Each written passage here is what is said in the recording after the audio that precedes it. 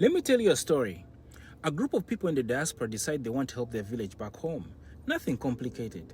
So they decide they're going to keep it simple. They're going to provide water using boreholes. So they send money, not a lot of it, just enough to get started.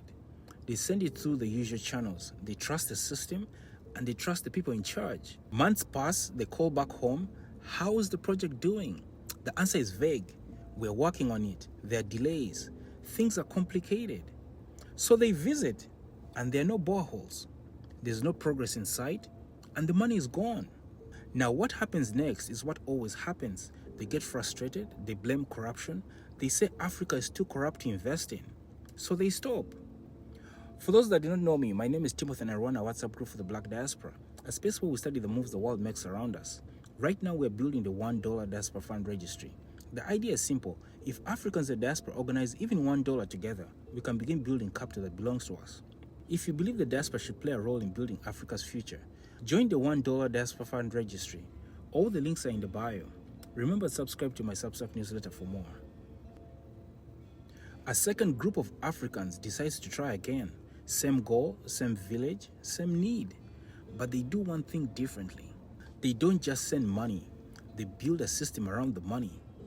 Before a single dollar moves, they set conditions, clear ones, with milestones.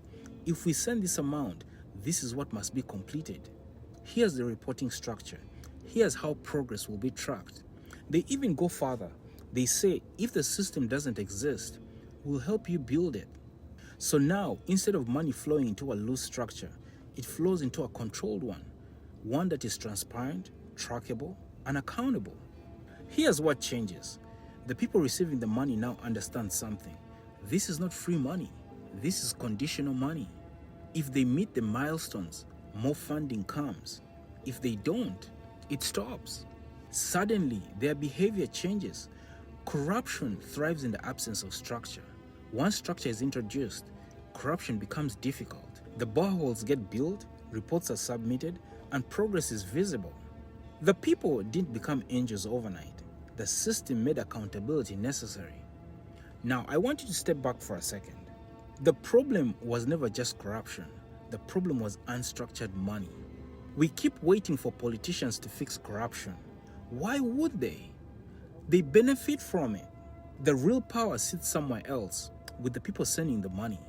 Diaspora capital is not small. It is consistent, it is powerful, and in many cases, it keeps entire economies moving. So imagine if that money was organized. Imagine if it was directed and protected by systems. Instead of complaining about corruption, you have to design systems around it. So before I go, don't just trust blindly. You need to verify. Don't just send your money freely. Attach it with conditions. Slowly, build a new standard where money is not just sent, it is controlled. That's how you fight corruption, by making accountability the cost of access. Once money demands structure, corruption has nowhere to hide. Let's move.